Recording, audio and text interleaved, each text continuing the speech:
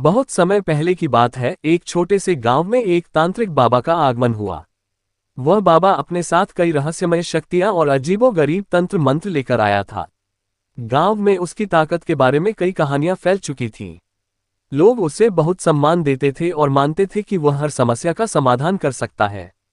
बाबा का नाम था महाकाल बाबा और उसकी तंत्र विद्या के बारे में लोग कहते थे कि वह मृतकों से बात कर सकता था, भविष्य देख सकता था और किसी भी व्यक्ति की किस्मत बदल सकता था।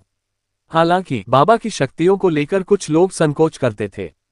वे उसे पाखंडी मानते थे, लेकिन कोई भी उसकी सच्चाई जानने की हिम्मत नहीं करता था। बाबा ने अपनी तंत्र विद्या का इस्तेमाल गांव वालों को अपनी सेवाओं के लिए मोहित करने के लिए किया। उसने अपने मंत्रों से कई लोगों की बीमारियों को ठीक किया, दुख दर्द को दूर किया और यहाँ तक कि कई गांव वालों को धन धान्य भी दिया। धीरे धीरे बाबा की प्रसिद्धि बढ़ने लगी। उसकी शक्ति को देखकर कई लोग गांव छोड़कर उसकी शरण में जाने लगे। वह उन्हें अपने तंत्र मंत्र के माध्यम से मुसीबतों से बाहर निकालने का दावा करता था। लेकिन गांव के कुछ बुजुर्ग लोग उसे पाखंडी मानते थे। वे समझते थे कि यह तांत्रिक बाबा सिर्फ लोगों के विश्वास का लाभ उठा रहा है। वह लोगों की कमजोरियों और विश्वासों का फायदा उठाकर अपना काम निकालता है। एक दिन गांव में एक नया शख्स आया। उसका नाम रघु था और वह तांत्रिक बाबा के बारे में सुनी हुई कहानियों से बहुत प्रभावित था। रघु ने बाबा से मिलने का निश्चय किया। उसने बाबा से कहा, बाबा, मेरी बहुत बड़ी समस्या है।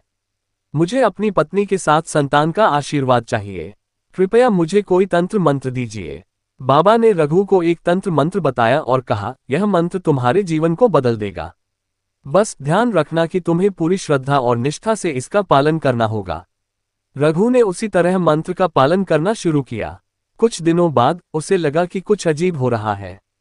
उसकी पत्नी गर्भवती हो गई, लेकिन रघु को यह समझ में नहीं आया कि क्या यह सच में बाबा की तंत्र विद्या का असर था या फिर यह एक संयोग था।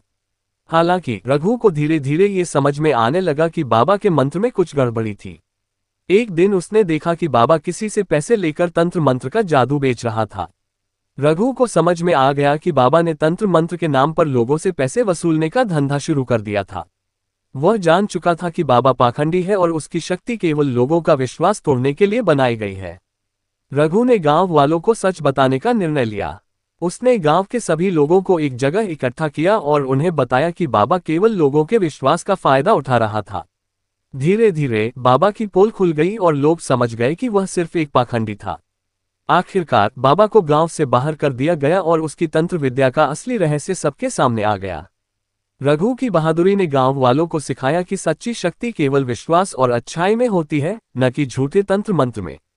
ये कहानी